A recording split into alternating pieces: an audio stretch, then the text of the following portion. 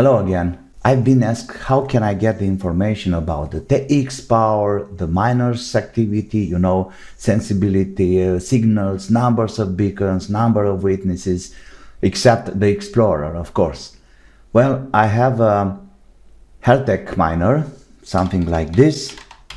It's from Heltec Automation and it's #M.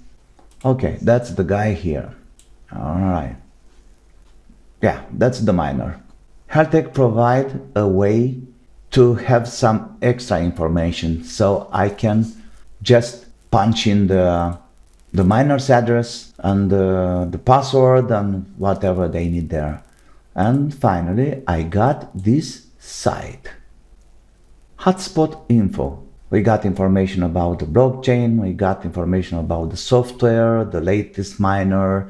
You can load a miner image, you can upload, you can export a miner image, and so many others. And here I have something interesting, this LoRa logs.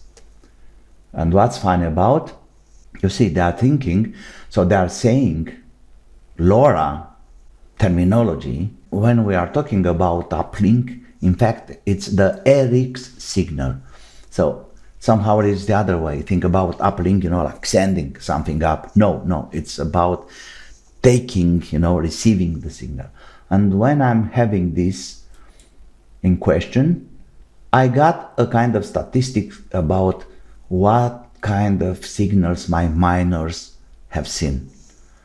And this is the activity for 24, 23, nothing today. Well, sometimes the reports are late or something. Anyway, that doesn't matter.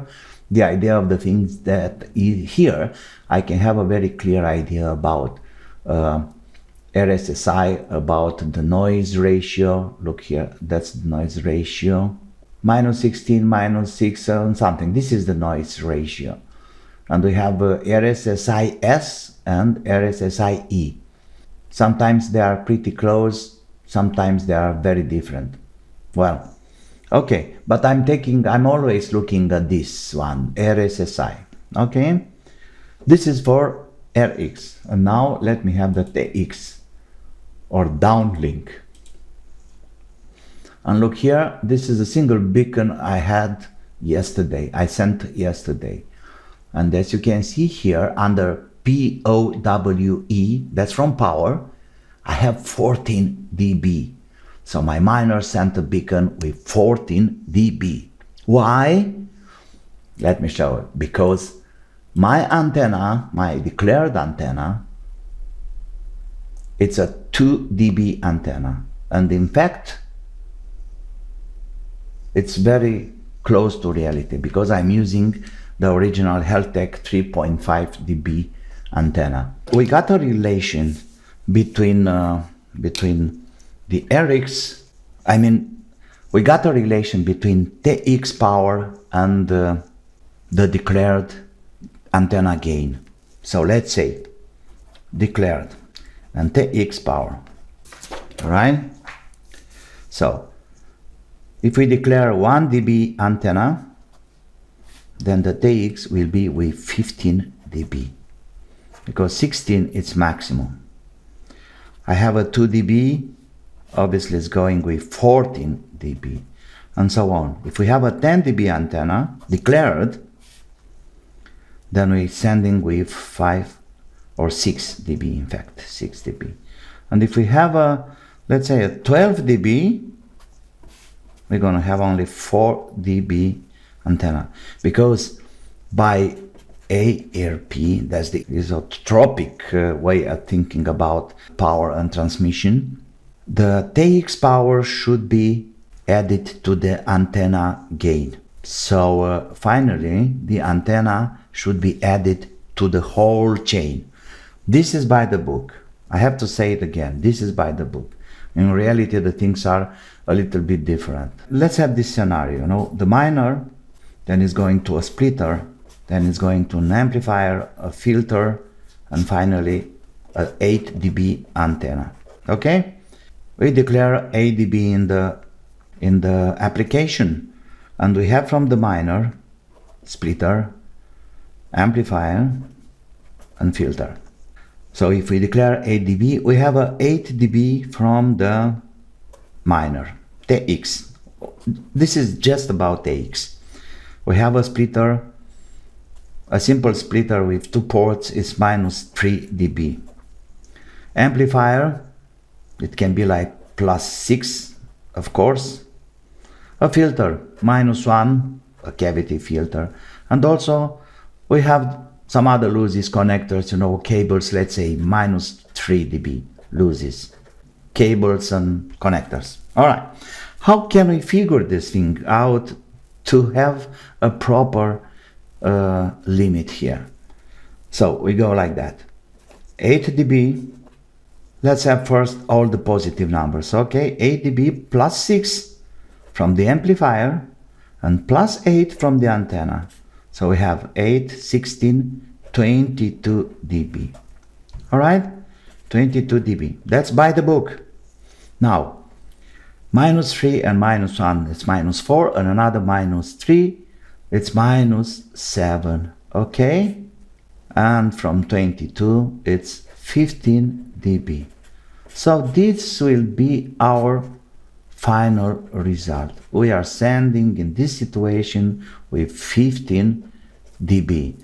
But if we take it the other way, if you take out the antenna from the equation, it's only 7 dB of power, real power. These RP rules are very useful in the moment when we have a directional antenna.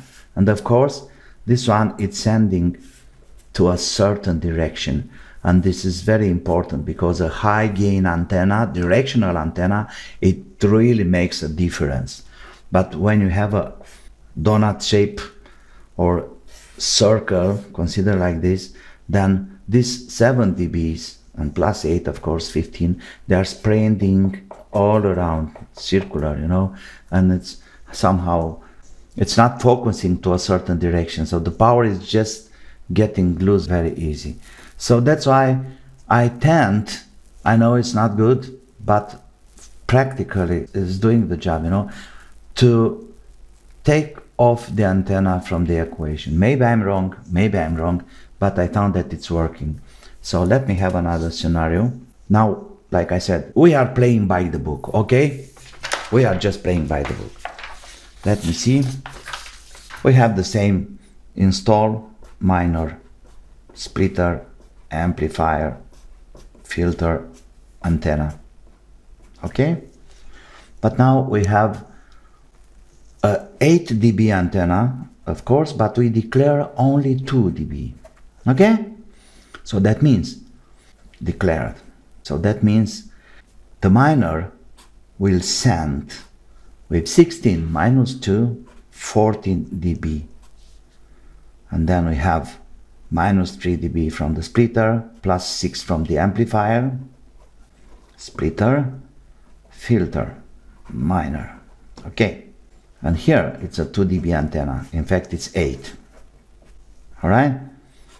So we start with 14 plus 6 means 20, and of course 8 dB, the real number. So we have a 28 dB.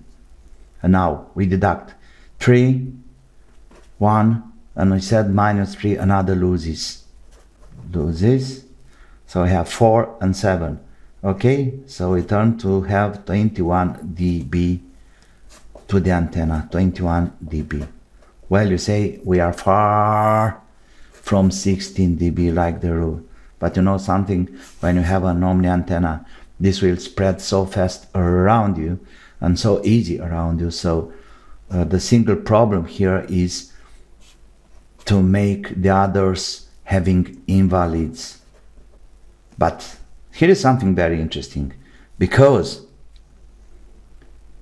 in the same time, the RX sensibility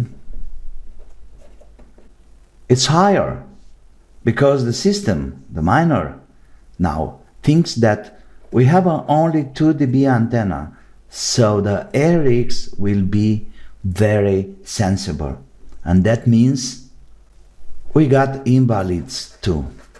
And of course we don't like that. What can we do? we start declaring higher and higher gain antenna. We start with 3 dB, 4 dB, 5, and so on, until the invalids are gone. So somehow here's a kind of, let's call it balance, all right? How can I say? We declare a lower antenna gain, we have a much more power, and in the same time we have a very sensible RX, okay? And then if you declare a high gain antenna, okay, something like this, the TX is going down, the RX is going up. I'm talking about the sensibility.